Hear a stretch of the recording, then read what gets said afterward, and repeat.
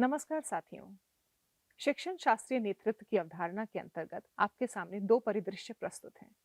परिदृश्य एक में विद्यालय नेतृत्वकर्ता 3 से 4 वर्ष की आयु के बच्चों के लिए उपयोगी विभिन्न शिक्षण पद्धतियों पर चर्चा करने हेतु पूर्व प्राथमिक एवं प्राथमिक शिक्षकों को एक ही मंच पर लाई हैं। एक शिक्षण शास्त्रीय नेतृत्वकर्ता के रूप में विद्यालय नेतृत्वकर्ता अच्छी तरह से जानती हैं कि प्राथमिक कक्षाओं में सुचारू रूप से शिक्षण ग्रहण करने के लिए पूर्व प्राथमिक विद्यालय में बुनियादी कौशलों का निर्माण करना अत्यंत ही महत्वपूर्ण है। अतः वे अपने विद्यालय में कक्षा 2 एवं पूर्व विद्यालय शिक्षिका के साथ प्रयोग में लाई जा सकने वाली शिक्षण पद्धतियों पर चर्चा कर रही हैं। प्राथमिक विद्यालय के विद्यालय नेतृत्वकर्ता की भूमिका डॉक्टर पूजा सिंघल द्वारा निभाई जा रही है।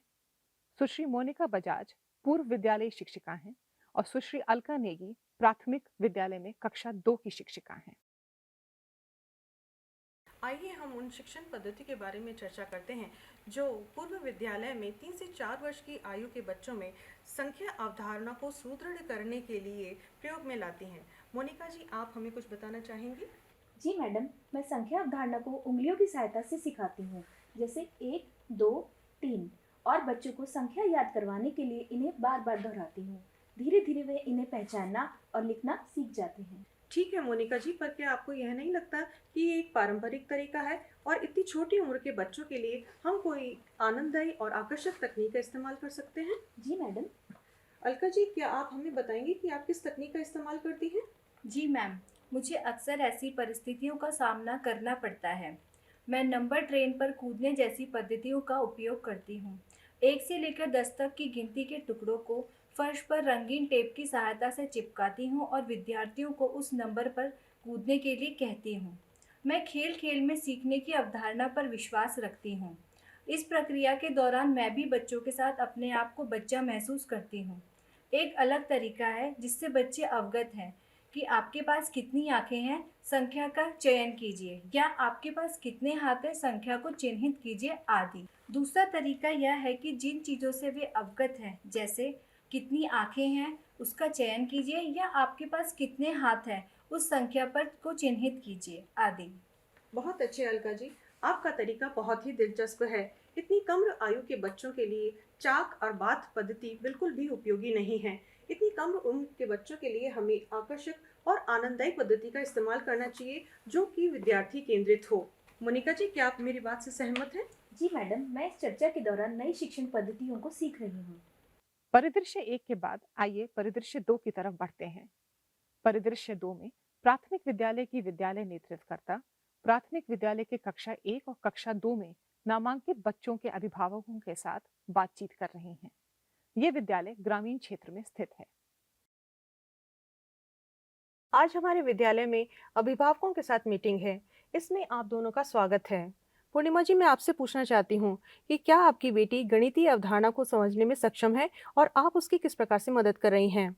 जी मैडम, मेरी बेटी गौरांगी कक्षा 3 में है और वो गणित की अवधारणा को अच्छे से समझती है और दैनिक जीवन में भी उसका उपयोग करती है। अलका मैडम बहुत ही अच्छी शिक्षिका हैं। वो सभी बच्चों की बात बहुत ध्यान से सुनती हैं, उन्हें अच्छे से समझाती हैं। एक बार मैं भी कक्षा में गई थी तो मैंने देखा कि सभी बच्चे इतनी रुचि के साथ उनकी बात सुन रहे थे, सब सीख रहे थे।